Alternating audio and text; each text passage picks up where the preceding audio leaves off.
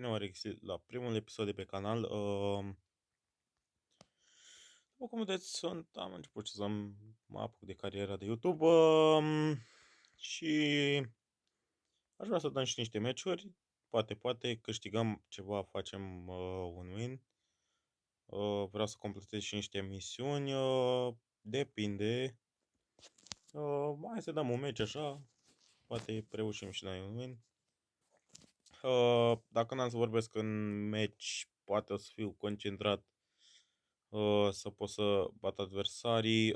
Nu știu, cred. Văd că am aici un derby cu Piper, dar o să o las în pace. Ok, sper că am omorât-o. Nu uitați să vă abonați și să dați și un like. Cred că m-ar ajuta foarte mult. Sper să nu-mi dea 3K-ul ăla, că ar fi urât. Niște hituri foarte proaste din partea mea. B, văd că stă acolo și se regenerează, nu știu ce vrea să facă, i-am prins acolo și un hit. Foarte bine, foarte bine. Deci, cu siguranță cred că vom lua locul 1 dacă nu stă să ne prindă zona și stau și ăștia la camp, pentru că mai mult stau la camp. Uite cum vedeți, nita aceea stă foarte mult la camp și asta mă enervează. Se pare că dau hituri, da, nu știu ce-i cu mine. Edgarul ăsta cred că o să vrea să sară. Nu știu dacă sare. Oh shit. Sper că și-a pus urțul și n-am ce să-i fac. Dacă sare asta pe mine, da. Da. N-am luat niciun win. Hai să trecem să facem un al doilea match. O să dau play again. Eu mă uit aici pe la prieteni să văd dacă poate dăm și un duo.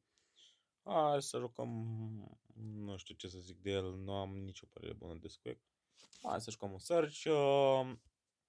Deci după cum am zis, ăsta este primul meu episod, poate voi mai posta și poate facem niște live-uri, depinde de timpul care l-am. Nu știu dacă o să am timp, uite, pentru că dimineața când mă trezesc am foarte multe treburi și depinde dacă pot să îmi fac niște timp.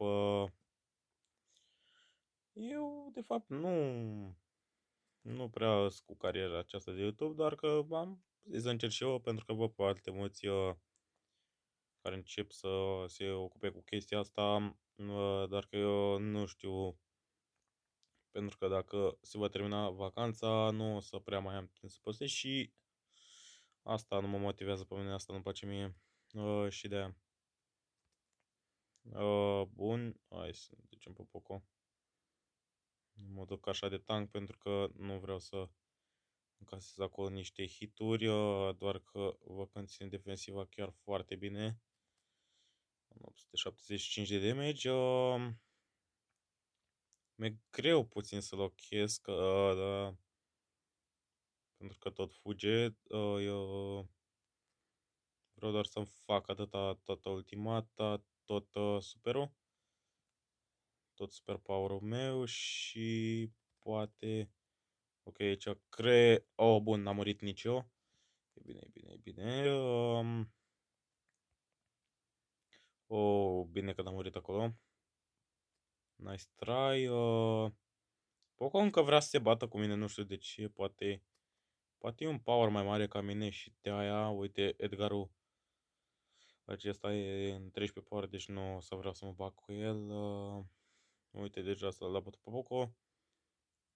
Dacă îi mai prind un hit e foarte, foarte bine. Ok, se pare că n-am ce să-i fac. Bun. Se pare că tot vrea să mă încolțească în perete. Nu știu unde e. Și nici ce face. Bun, bun, bun, bun, bun. Hai, zic că nu știu cum să-i țin eu defensiva. Asta e problema. Da, mă bate. Bun, măcar n-am ieșit pe plus.